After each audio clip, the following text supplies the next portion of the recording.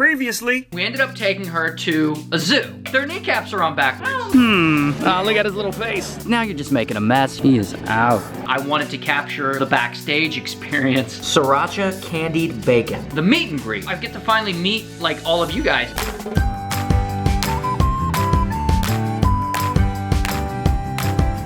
Facebook, what is up? Okay, so when you're like an influencer or whatever the hell I am, you have to like do a lot of stuff that seems really, really silly.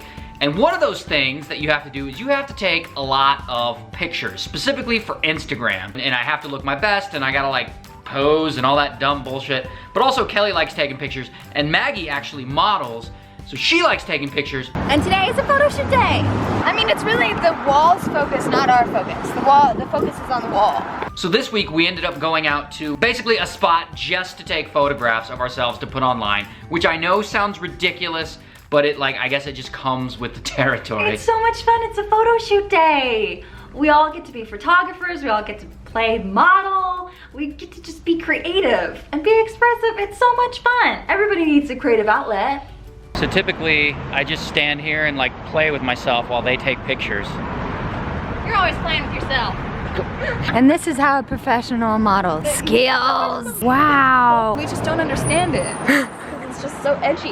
I always feel silly doing it, but you know, it's fine because you two are a lot of fun to hang out You with. looked super cool doing it. Be natural, right? How hard is it? You don't move your feet like that. So cool. So super cool. He teaches us how to model. Oh, of course. So we're out there in public looking ridiculous. Ridiculous. And I have to pick the most colorful spot to take pictures ever. Your background is relatively small compared to your body, so you find like a really colorful background and it always pops really well. That's every time we drive somewhere and we see a wall, like there, we can see. We gotta stop it, We gotta we're gonna stop right now. It's a colorful wall. And no matter, I could be doing 90 and I gotta be like, So anyway, after a long, grueling day of hanging out with models, give me excited, give me pouty, give me sexy, give me silly, we actually ended up going to a brand new Mexican restaurant. It's margarita time. Now I don't mean to cheat with the other Mexican restaurants that we typically fuck with, but I don't know, I thought it was time for like a little side piece. You have to have Mexican food after a photo shoot. Well, Models get very hungry. This was a hipster Mexican restaurant. It was odd. It was decorated perfectly. It was like I decorated it, I gotta say. It was incredible. But hipster food. But we had some very good conversation with Maggie. We did. So basically we got drunk off margaritas and we ended up talking about all the cool videos that we had been in. So what's your favorite sketch that you've done with us? Okay, my favorite sketch has to be the pickle sketch. Just the subtlety in our expressions was so good. We were both so excited Yeah. about what was happening. I think so too. That's definitely, without a doubt, our best back and forth. Yes. For sure. Yeah. The banana bro. Banana bros. That one was really fun. What's your favorite? I don't know, the one that's like, what kind of guys do you like? I really like that one. I really like the guy who wears glasses. Oh yeah. That one was a really good one. Yeah. There's so many now. What about the one where the killer was gonna, That one was really good. you were the cam girl and I was the killer? Oh, you must be here to deliver the pizza. I hope you brought extra sausage. What in the hell is wrong with you, lady? And then he taught you to read? Sound it out. Very good. That was really great. I really felt sexy in that one. Oh, God. That one I was like, Because I'm such a goofball. All the other ones are like me going like this. That one I actually got to have fun and like be a little sexy. No, but you did the one in the lingerie, though.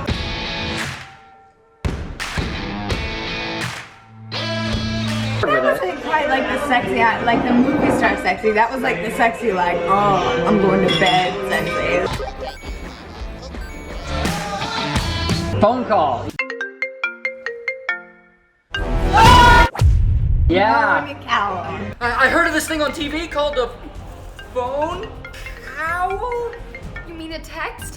Phone call was really good. That was really funny. Like, text an ambulance. Or like text in the grocery store to like send you food. Oh yeah. Or like if you have to like order a pizza, you're like, I gotta call? Right, exactly. Can I just like text someone? I hope people recognize Maggie now that she's got her blonde hair. People recognize Maggie. You guys remember Maggie? Nobody can confuse us anymore. I'm the only redhead now. Okay, so the next day we went to Tucson, Arizona because I had a show to do there. Now, normally I do my shows in a traditional comedy club, but sometimes if a comedy club's not available and I go to a city, I'm like, I just want to do a show and we'll book whatever we can get. So we booked this place called 191 Tool, which I guess is a music venue, and I've never played at a music venue before, so it's a completely new experience. It's pretty cool. I feel like a rock star right now. These floor monitors are really cool when you're playing a lot of loud music and you want to hear your voice. But generally, you don't really need them in stand-up comedy unless you're doing a massive room. But this is cool. I don't think we've done an alt venue since Milwaukee when we did that Yeah. improv venue. Yeah, it's been a while. This will be interesting because every room has its own personality, and this one definitely has. She's sexy, but you know, she's probably difficult. Now, while we're backstage in the green room, waiting for the show to start. So in the green room, they gave us wine. I've never seen this before. In a can. And it's just called ridiculously good wine in a can. Well, labels don't lie. It's gotta be ridiculously good. It's setting some pretty high standards. Well, now I have to try it, see if it is ridiculously good wine that also happens to be in a can. Nope. Kelly starts grilling me about anxiety and how different it is to perform on stage versus giving people hugs. Why am I afraid of one thing but not the other thing? How is it that you can perform for hundreds of people and yet just one hug from my friend, that gives you anxiety? It's a little odd. Why are you judging me? I gotta say. Why are you judging me? Because most people are okay one-on-one giving a hug, but performing in front of hundreds of people, no way. I don't want to give hugs. I want to perform. It would give me anxiety if someone didn't want to give me a hug. Like, you mean you don't like me? Because anxiety makes no sense. That's why. Also, I proactively worked on the performing thing for a really, really, really long time. And I really, really pushed myself to do it. I don't sit there and like air hug. You know, I don't sit there and hug the cats like, okay, so if this were a human, okay, that's how it would feel, okay. No. Preparation is part of Yeah. easing the anxiety. So why is it that you will give a ton of hugs with no problem, but that you won't get on stage? Maybe you're the weird one. I think there are some people that are really good with a crowd, and then there are people that are good one-on-one.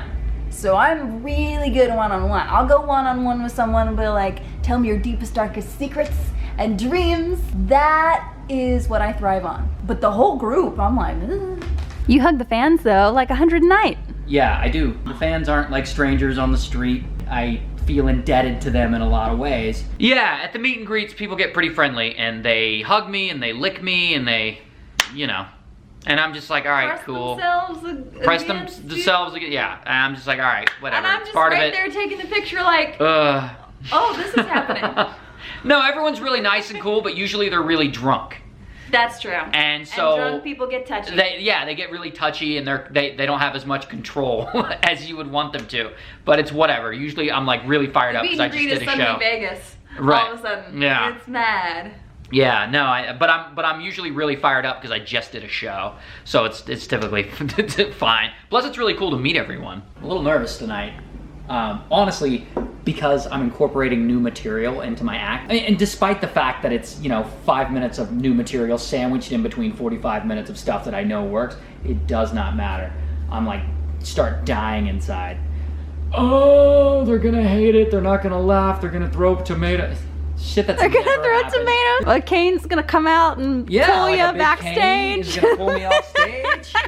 Yeah, no, those are real legit fears that I have. Even just one joke, I'm like, that one joke is just gonna end my career. Just done.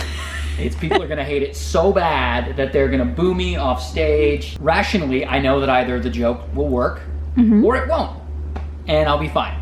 Sometimes it works and sometimes it doesn't. And if it doesn't, then you change it or you write a new one. That's stand-up comedy.